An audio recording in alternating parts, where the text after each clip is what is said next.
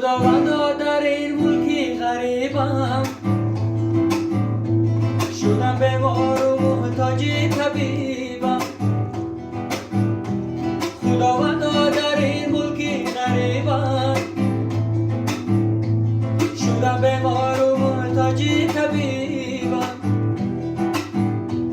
کجایی مادری زارم کجایی، ندارم طاقت و صبری